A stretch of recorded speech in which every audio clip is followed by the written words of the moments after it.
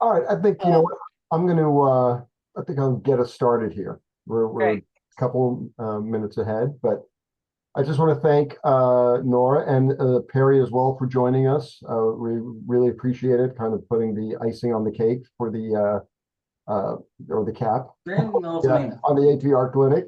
So it's greatly appreciated, and I'll just let you take it away. And any questions you have for Perry, for Nora, put them in the chat. Whatever you need to do, raise your hand. Just speak up and join in. Yeah, unmute yourself. I mean, this is a very free-flowing thing. Um, and when think about if you have a question, that means somebody else probably does too, and they're a little shy about it. So be the first one in. Dee put in the chat that peeps are for decorating and tossing. I didn't see the rest of it, so yeah. Anyway, okay. So yeah, Perry, do you have anything you want to lead off with?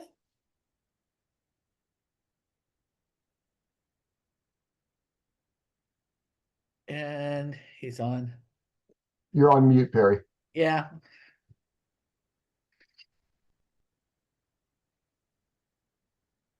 There you go. No, actually, I do not. Okay. I do have to ask, has the impact, have you been impacted by the bridge being down? The Francis Scott Key Bridge? Not really. I don't typically go over that bridge, but it's not. It's about 20 minutes from where I live, but I typically go a different way when I'm going up north to New York. I take a different Oh, um, road, not interstate usually, so I don't generally go over it, but I have been over that bridge oh. once or twice, but it's not a normal route for me. But yeah, it's definitely not too far from where I live. So just to sort of set the stage for you, Perry, we went through, I had a filled in cover sheet to walk people through that and about the budget and about the status charts and so on and so forth. So now this is folks' opportunity to ask for clarifying questions. So please don't be shy. And I'm telling you, I said if Perry comes out, I'm going to tell him that I told everybody to fill it in Pig Latin just to give you a laugh. Anyway, questions, anybody? Hi, this is Sherelle, and I have a question. So this is my first time doing the PTI grant or APR. And so Perry, I know that Michelle emailed you to ask to get me onto the G5 or G6 so that I can access it. So I already have an account from RSA because I'm a project director there. And so I just need to be added to it so that I can start filling out the information. So I just want to know what steps that is because I know that we tried reaching out to, I think, G6 and then they said to reach out to you. So I'm just trying to figure out what is my next step to get the APR on my account so I can fill it out. Yeah, I'm not the go-to G5 person. I'm not sure why they told you that. That's a technical process, and I'm not sure what the relationship is with having an RSA grant. So I would have to connect you with maybe Justin Hampton can help with that. He's a G5 person in within our OSEP that works with G5. Justin.Hampton, HAMPTON at ed.gov. But I'm typically not a technical expert in G5, so there's not a whole lot I can do to assist you. Yeah, they alluded, Perry, I'll forward you the email again. It was like more of like an approval because Sherelle could still have a login to both. We kind of questioned that, but it was some sense of approval. So I'll forward you the email again. We're happy to also email Justin, but Yeah, send me an email, but okay. is if you have access to G5, I'm not sure why you're not. Yeah, it's I weird. don't know how the systems work for having an RSA grant with an OSEP grant, so that's not something that I'm familiar with. Um, if you have access to G5, you should be able to access your APR package. But again, depending on if you had the RSA grant first, I don't know what that looks like on your end. So We'll email him and we'll copy you if that's okay, just so. yep, that's fine. Okay. This is Tracy. Can I just add to the flavor of the conversation? Maybe y'all have already tackled it, but with the G6 conversions and the UEI, I mean, you know, that was like a whole nother universe within the systems that took a lot of alignment. So I don't know if that's also contributing to folks, but it certainly was something Jill and I had to work out on our end just to get that smoother. So just 2 cents. Sorry to add if it's not even necessary. No, that's important, Tracy. This is Nora. UEI, do you want to translate? Unique Oh, identify, identifier. blah, blah, blah. Yeah. Yeah. Yeah, okay. Unique yeah, okay, got So it. it was designed that sam.gov was going to speak directly to G5, but G5 didn't have it. G6 does. So Jill and I, you know, did the walk of technology, candle lighting, multiple everything, Burning seamlessly stage. pull that through. And so it affects like our workspaces. It, you know, affects all those things. And usually whoever is the UEI, you know, authenticator, main person administrator, you then have to like kick that off. So Jill and I just spent a bit of a time. I don't know if that's affecting anybody else, but we sure know we encountered it for the pull through between the both of us. I think that's really important information, Tracy. And if folks have not yet logged in to get into it, I would advise you to do it soon. In case there is, okay, Matthew, unique entity identifier, not unique, blah, blah, blah. But to do it soon so that it doesn't stall out your ability to upload your report. So yeah, thanks for that, because people were asking last time, was there any differences? And at that point, nobody had noted any, but I think you have done something that other folks may be just about to encounter. So build Yeah. time in for it. And it was designed that they would talk to each other, but they did it and now they are. So it's a good thing, right? It's a good thing. Yeah. I think what's confusing is, and I was talking to True about this after our last call, but when you log into the G6, it looks just, and it still says, it sort of takes you right into the G5. So when you're looking at it, it looks exactly the same. So some of the questions that we had last time was related to that, because it's like, well, why does it look the same? It is the same. And you actually can still enter it apparently through the G5. But when you're making a new point of contact or a new director position, or somebody who's in, you know, has a higher level of, or just somebody new entirely, I guess that is something that I haven't done yet. So, so yeah, this is new information for us too, that getting people added is maybe a different process than what it was. And the shift is the login.gov. What was that? The shift is the login.gov. Okay. Yeah. So and the shift is the sam.gov. Right.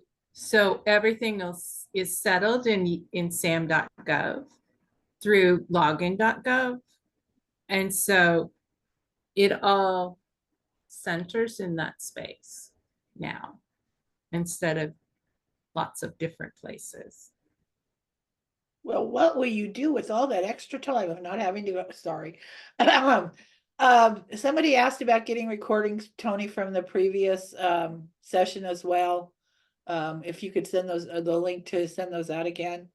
Other questions? So that the logging in and uploading your stuff, and as we said before, have your stuff after the PTIs, after Perry has okayed them, approved them, have it in Word, and you just copy and paste into the forms that are in G56, because it will time out on you if you're trying to create the report in real time at that time. It's much better to have it all set to go, and it's just moving it over into the sections, so. Just one thing, Nora, to go back to the UEI, it's basically the old DUNS, your old DUNS number. It's just they changed the name to UEI now, but that's what it is. G5 is really not G6 yet, so it's still G5. It's not. 5.5. It's yeah. Harry, It's do you still- have a drop dead date that you would like to see people's drafts by? Because I believe that they're due May 3rd. So Yeah, I've discussed it with the region, with Tony, Michelle and Angela. So I think we determined a week before. so was the- by April 26th. Yeah, it was a Friday. yes. Mhm. Yep. Don't wait that long, guys. Wouldn't it be nice if you were able to upload it and be done with it, meaning Perry has looked at it and it's all finished by April 26th? But yeah, this is April. It's fastly approaching. And I hope, how's everybody doing when parsing out their data and looking at their status charts and gathering all the data for it and figuring out how to do the corresponding project measures that correspond to those program measures of high quality, useful, and relevant? Anybody have any questions about figuring out the the actual percentage with that? Or did we talk enough about it last time?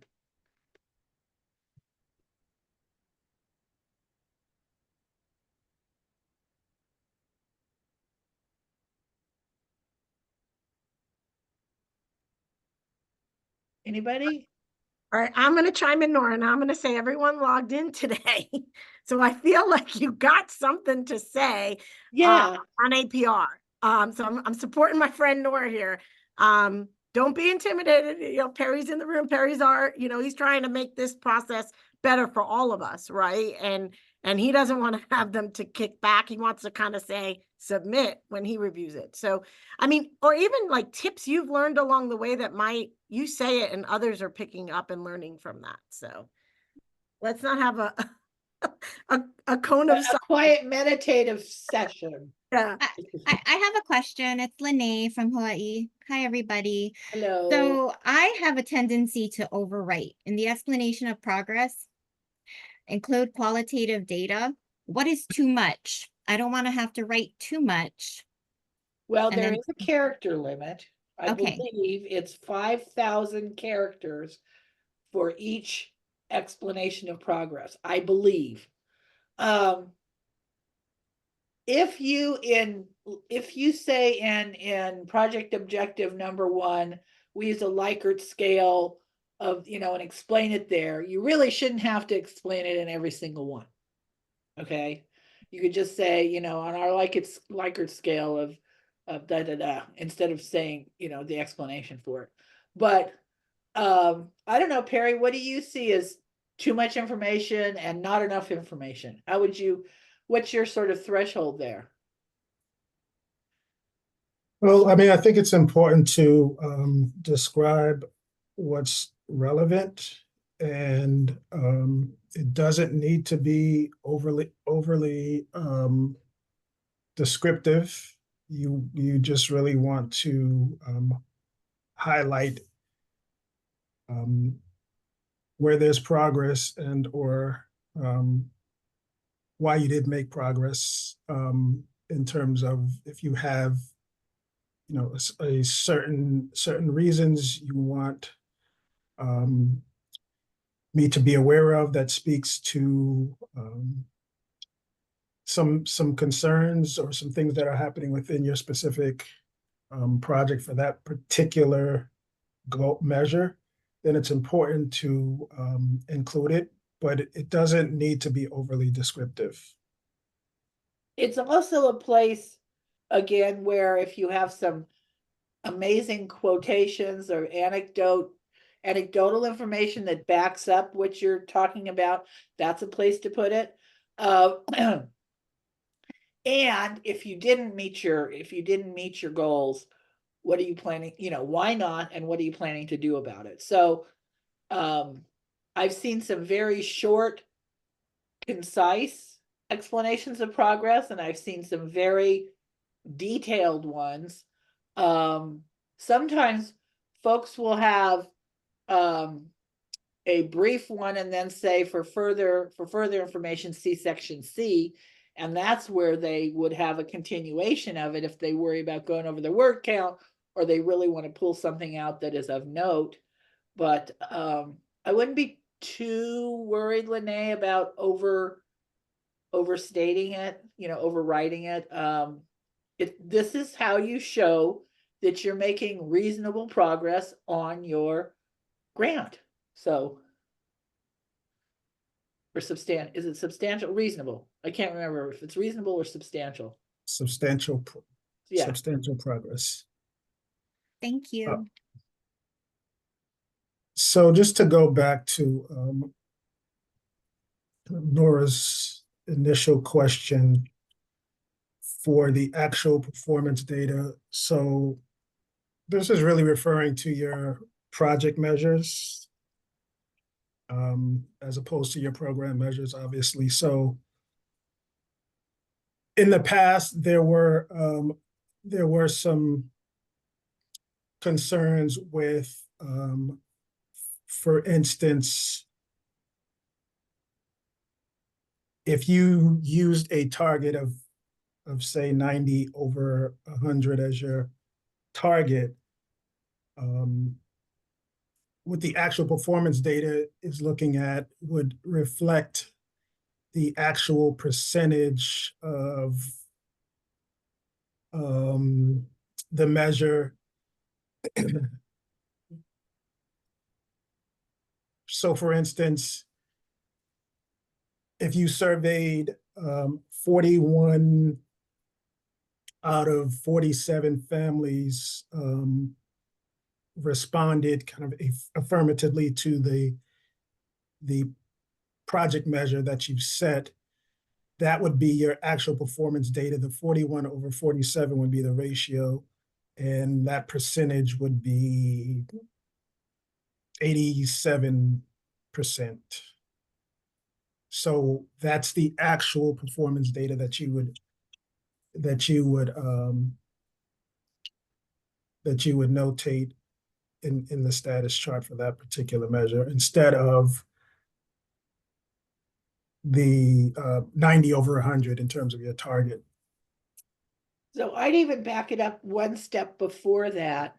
And oftentimes we send out a lot of opportunities for feedback. We may have 40 people attend a training, and we ask those 40 people to give us feedback, and we know they do not all respond. So I would always frame it in based on the participants who responded to the survey, not, 40 people were asked and maybe only 5 of them responded.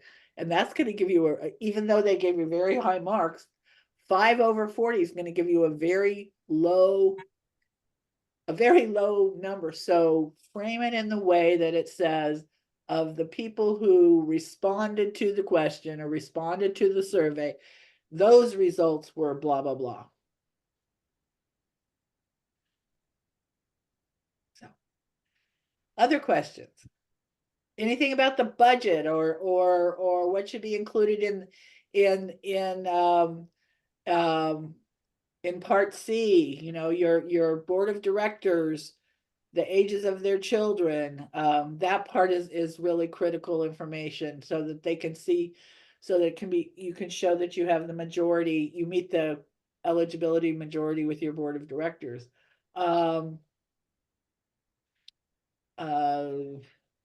Anything? It was so clear the last time.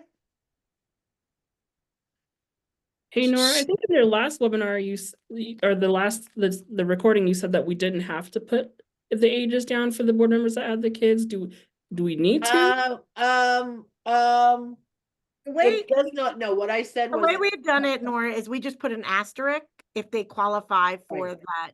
Well, and We've got some, 0 to 26 and they have a child. So we just put an asterisk on our board roster that also goes across all of our right, APRs because we have a few. So our list is the same. But that's how we've done it in the past. Perry, have you ever had an issue with that? I've not heard that that was an issue.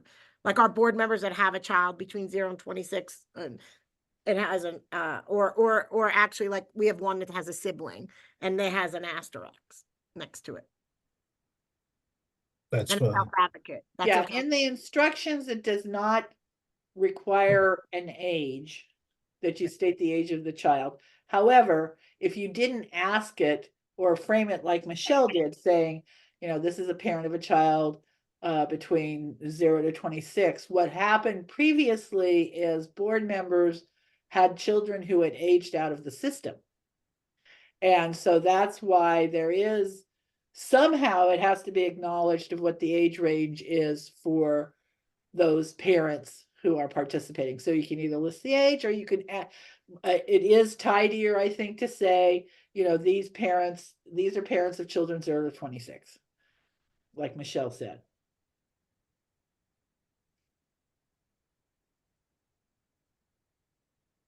Any questions about those of you that have negotiated indirect rate cost rates versus those that don't? Okay. Well, I have another question. I don't know if it's for here, but I'm gonna ask all the questions I have that are coming. yay.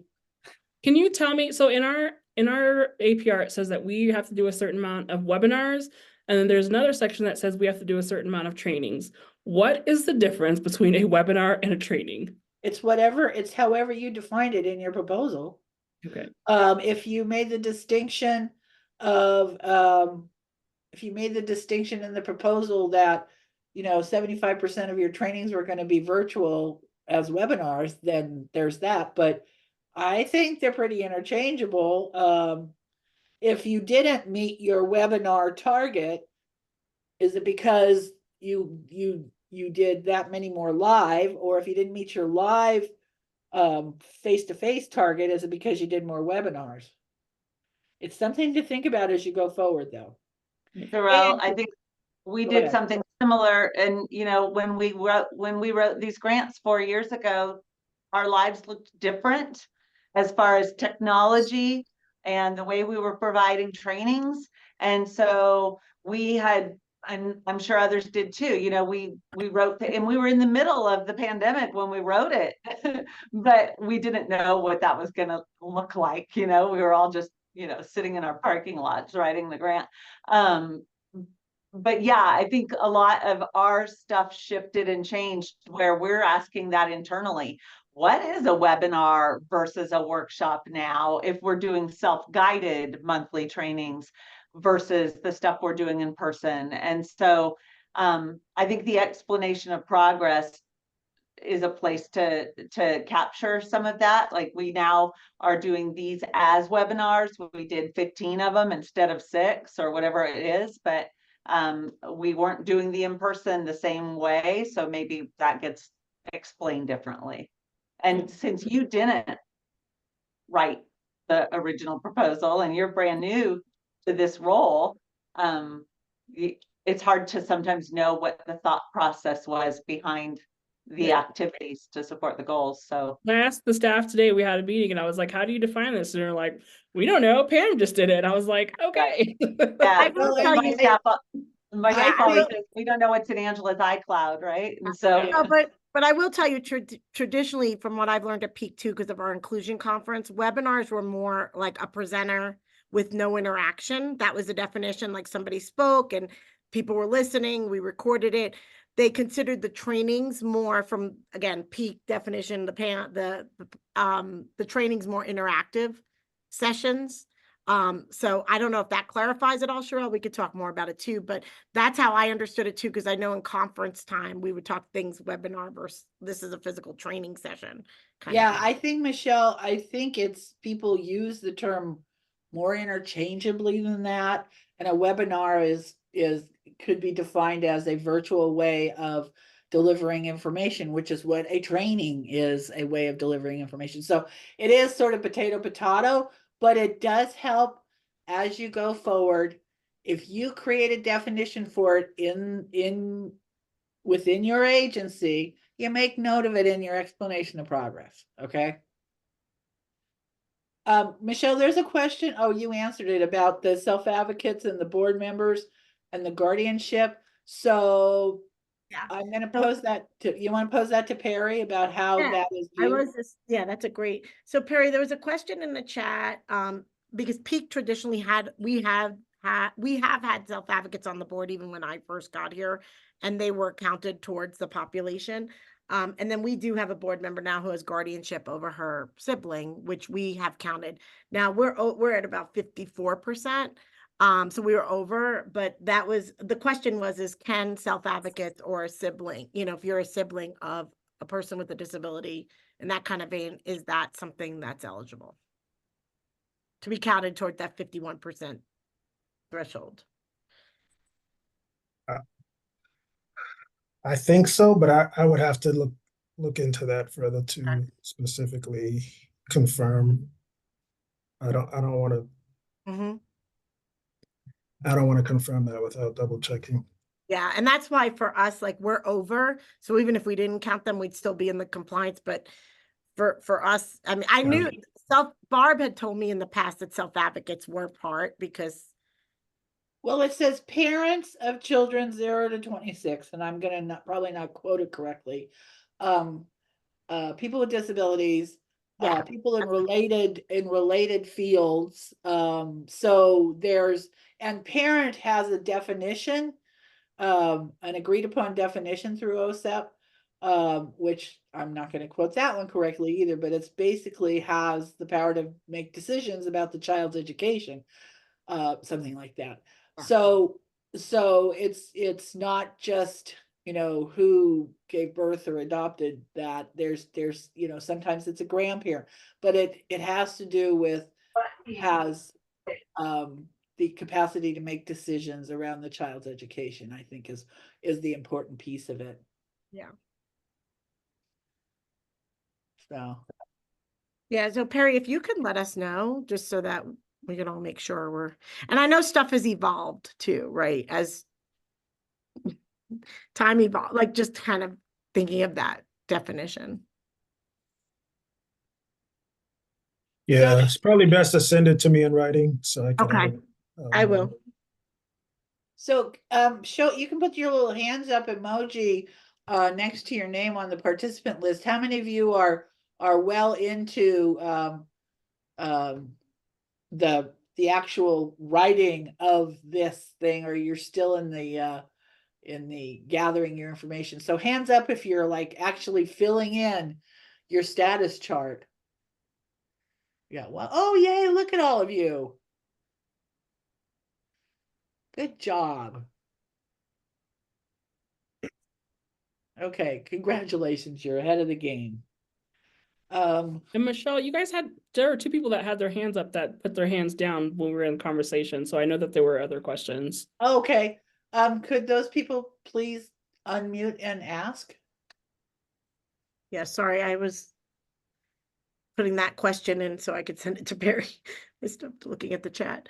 Yeah, I think it was Tracy. I think I saw your hand up, Tracy.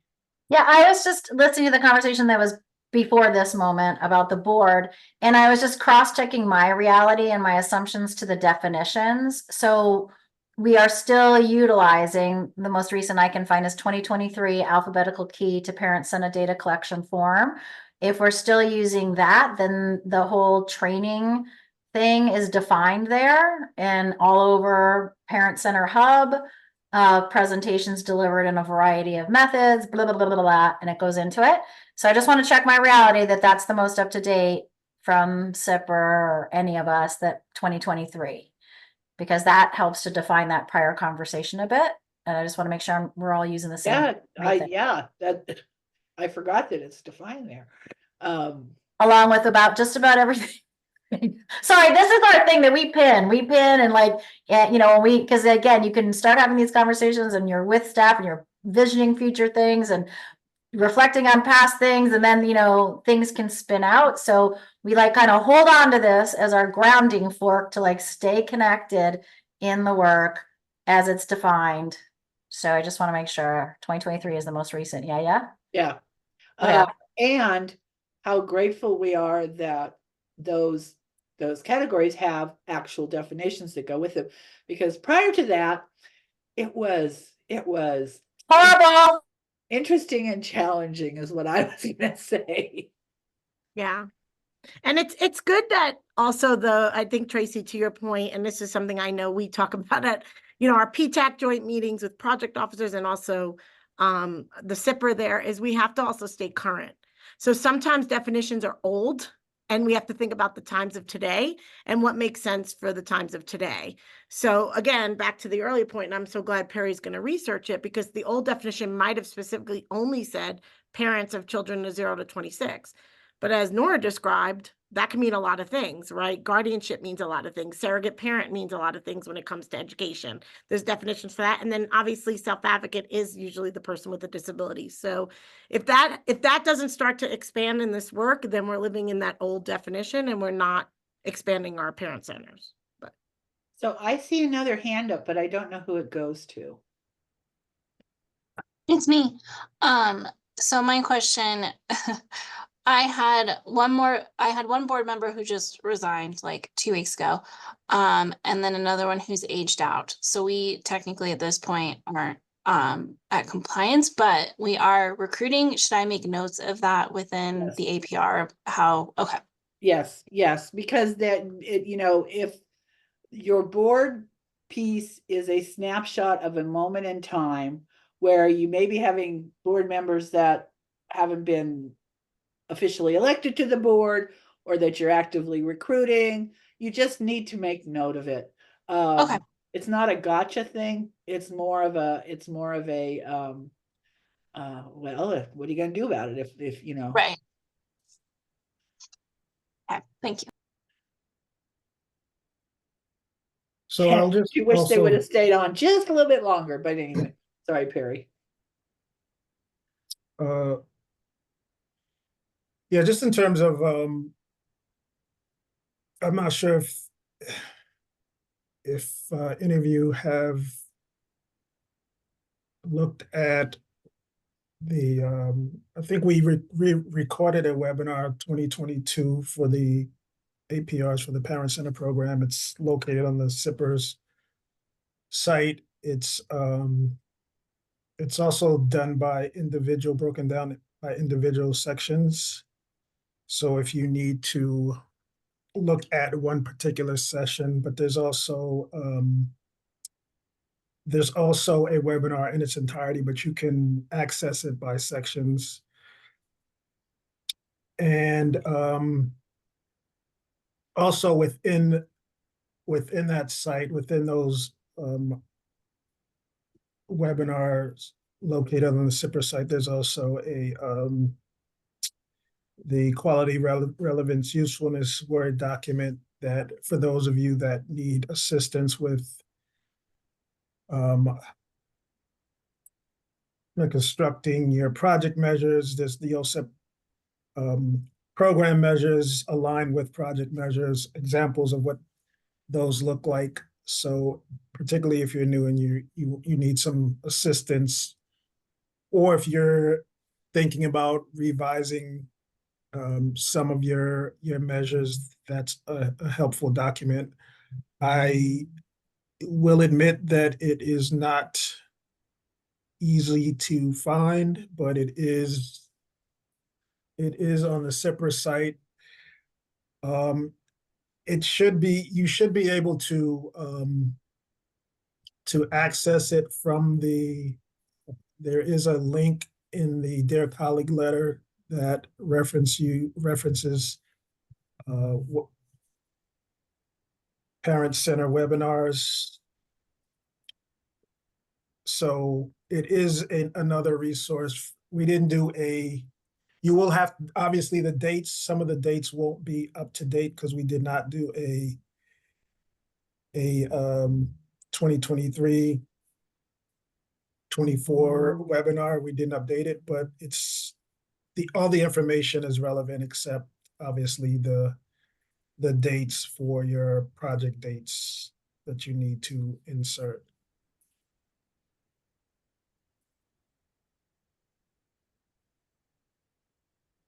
So any other questions? I think the only other thing that I would point out, and I know this comes up every year, is the reporting period. There is some language in the colleague letter for question 7 that basically references that the reporting period ends 30 days before the actual submission of your APR, which would actually be April 3rd, which would be today. I would advise you to ignore that if you read it, for those of you that are reading it that closely, and utilize the February 29th, 2024 date. For most of you, obviously, you're not first year projects, I believe, at least none of the PTIs. So your reporting period would obviously be March 1st of 2023 through February 29th of 2024.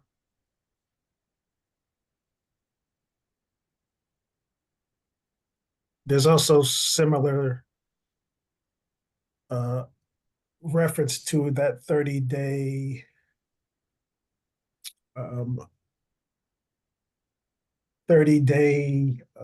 submission within the budget question for 8. So again, I would encourage you to just utilize the February 29th, 2024 as your end date. Yes, this report will have one extra day than the year before. Yes. And I know Melissa has her hand up, but just to tag onto that real quick, just as a reminder, in case you didn't remember, Nora mentioned it last time, the final date, so on your cover sheet where it asks you, is this data complete? It's not, and it won't be submitted until, if you are a PTI, December 30th, 31st, 2025. CPRCs, I think, is the following year. It's question 12. I think you're referring to question 12. Yeah. And then Melissa has her hand up. And Melissa.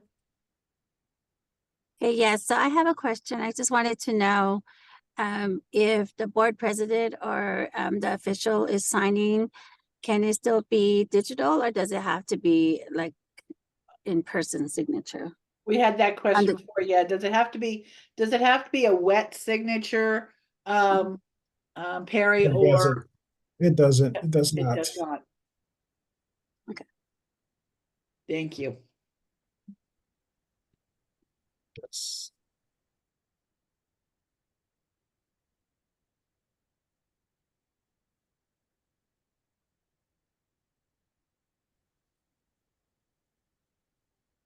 And I So- know I was Go gonna ahead. just say also, I know Yolanda could not be on for CPRCs, but Tony and Angela, do you remember, did she want to see the reports as well, like Perry for the CPRCs? She said she did not need to see those ahead of time this time, but I have an email with that. Tony, do you know it off the top of your head what she said? She had an exception, I think, but I'll look through my emails Look real it up fast. and we can always circle back, but I just want to make sure we're clear for them because I know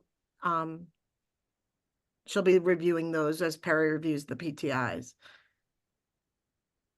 So even once they're submitted kind of thing, just what she wanted specifically. I guess, sort of to sum it all up, read the instructions, follow the directions, don't rush through, particularly the cover sheet. Do your drafts in a way that can be cut and pasted into as you upload them.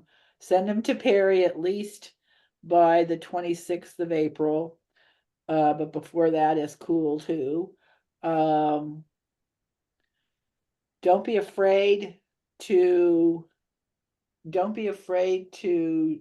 talk about your challenges, but how you're going to meet those challenges. And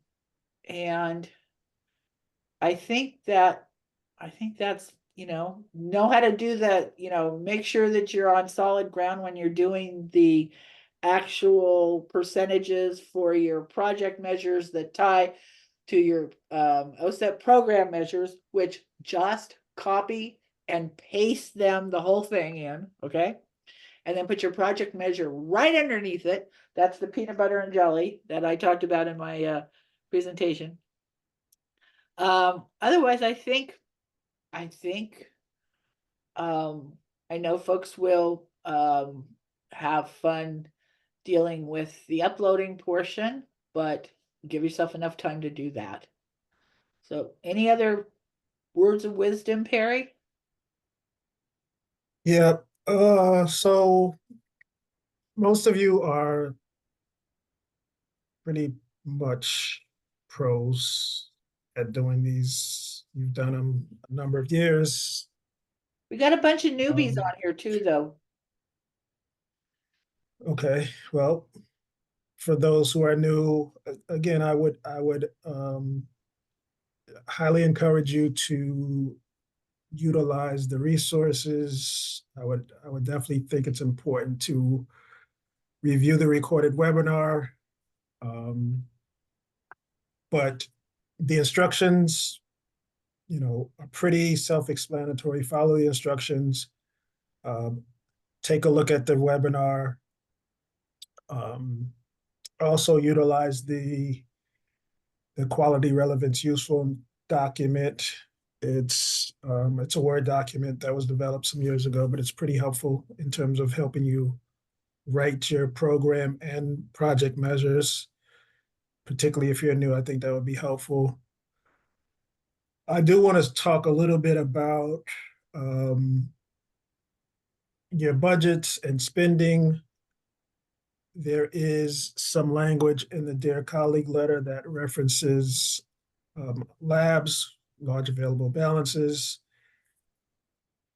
It's not really necessarily an issue with our parent centers, so most of you should be in good shape in terms of spending down your funds, but there should be regular drawdowns. Most of you should be drawing down funds on a regular basis, almost monthly, if not monthly, sometimes bi-monthly, to ensure that you're spending down your funds accordingly so you do not end up with a large available balance.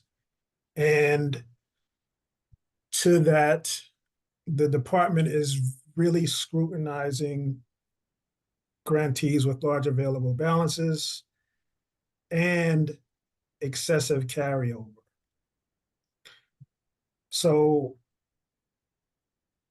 in the past, the excessive carryover is new. Last year was the first time the department started to scrutinize grantees with excessive carryover. Now, there's no definition. We don't really know what that means because no one has described it. No one has given us a threshold. No one has said that this amount is excessive when it comes to carryover year to year. But the language is in the Dear Colleague letter. So it is important that you're communicating, for those of you that have EDs that are responsible in your finance office, that's responsible for your budgets and keeping track of what's being spent. It is important as project directors that you have some type of relationship / collaboration, monthly conversations with the person in charge of funds in your budget, because you're listed as the project director, and if you're going to be the first point of contact if you are determined to have a large available balance or excessive carry over of funds. And there are real consequences, ramifications for having a large available balance and or carrying over funds excessively. Now, again, this is generally not an issue with the parent programs, but it's something that you should all be mindful of, and ensuring that you're regularly ensuring and attendant to funds being drawn out of your account for obviously activities that are allowable, allocable, reasonable. So I just wanted to point that out because it's a real thing in at higher levels of the department. Our first warning lab poll will happen June 1st. The official large available balance poll will happen July 1st. So hopefully none of you will be on that list. So I just wanted to say, don't confuse excessive carryover with a no-cost extension, folks. The excessive carryover occurs within the 5 years of your grant. So from year 1 to year 2, year 2 to year 3. The no-cost extension is that you're at the end of your grant and you haven't spent all your funding down, and you're not going to spend it down by the end of the September 30 thing. Don't confuse those. The excessive carryover, as Perry said, is new. Okay, and it is a little intimidating because they don't give a parameter. If they, is it 10%, is it 20%, whatever, they don't.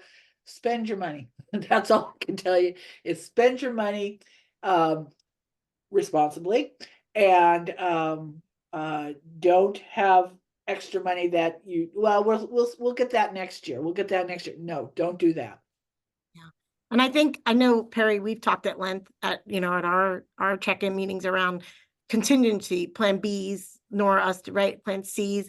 So a lot of times, sometimes there's a hire in there or personnel, and you haven't been able to hire the person and those things, but thinking about, okay, and like right now in our finance team, and Cheryl's going to be part of this process, we are doing our 6-month out projections because sometimes it's hard to divide your grant by 1/12.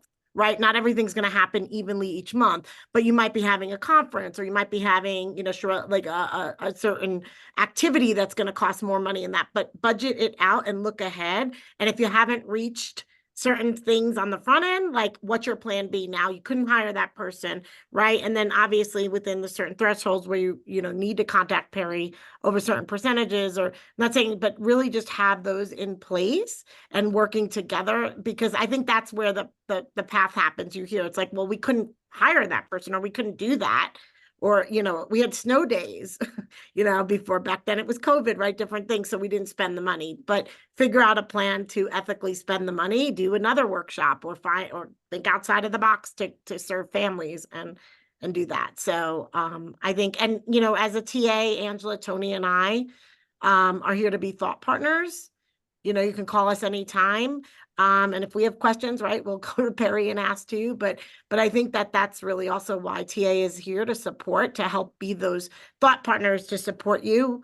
Because we know it's not maliciously that people don't want to spend their money. You want to serve more families, but sometimes it's how do you do it? Plans. So just adding that. So similarly related, I did find Yolanda's email, and she had actually sent it to all of the CPRCs. So everybody should have gotten it, but hers did say that she wasn't looking for drafts unless people were making changes or had requests to their program that was new from last year. she did say that she wanted, if any of that was going to happen, she wanted that by March 15th. And I'm thankful that she did send that to everybody, so that everybody under her, the CPRCs knew that that was a date that she was looking for those. But similar, I'm sure, sometimes things happen, and maybe some things happen differently between that date and the email and now. And so I would think that if you do have something that you need to change or discuss, especially if it's related to the budget or program or project measures not being appropriate or getting done, then just reach out to her, and of course for Perry as well.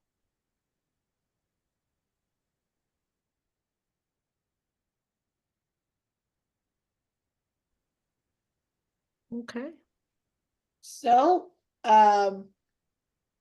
you've heard from us. You have your tasks laid out in front of you. If there's the one last chance for any questions.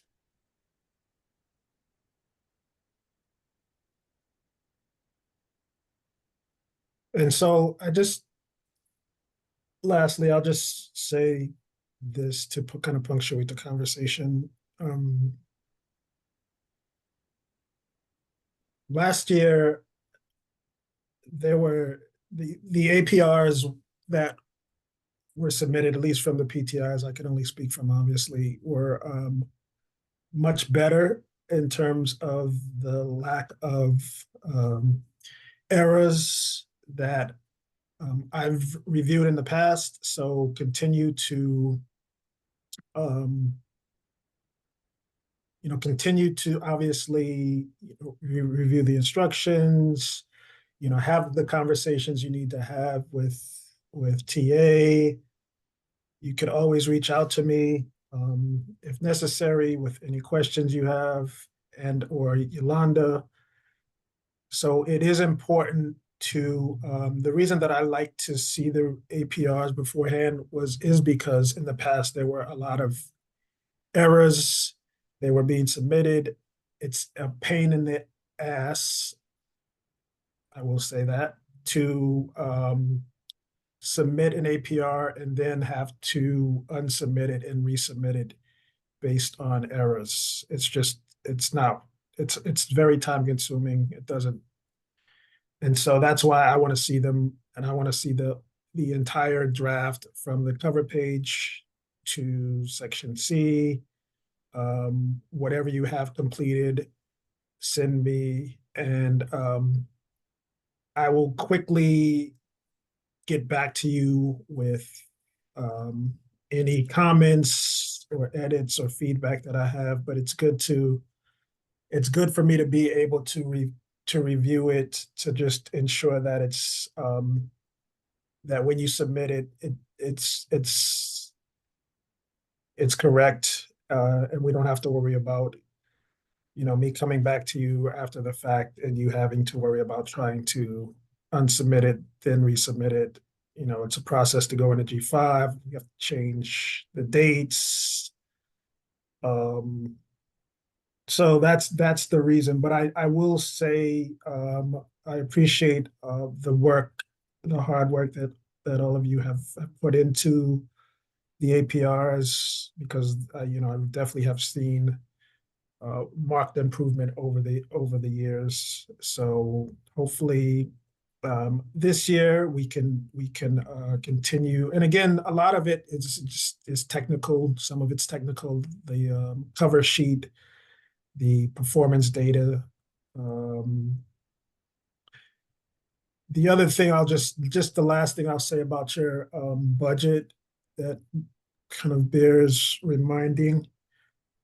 So you are basically allowed to make changes, repurpose funds for activities related to your grant for up to 10% of your annual award without my approval or consulting with me.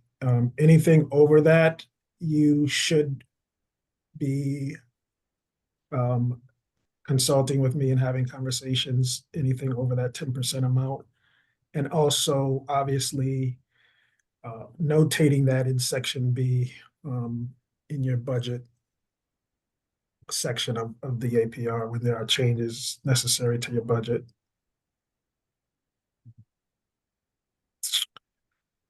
So that's pretty much all I have to say. Well, thank you, Perry. I think folks have, I'm happy to hear that they're looking better. We've done a lot of work around that. And I just want to say to all of you, Mazel Tov in getting it done. You'll feel so much better when you hit submit after it's all ready to go. Your shoulders will be a little bit higher and you can take a deep breath. So with that, I think we can give you 3 minutes back to your day. And say, have a wonderful rest of the week. So thanks, Perry. Thanks everybody for joining us. Yeah, thank you. Thank you, Nora. I Bye. Bye, Yeah. Perry. Bye, everyone. Bye-bye.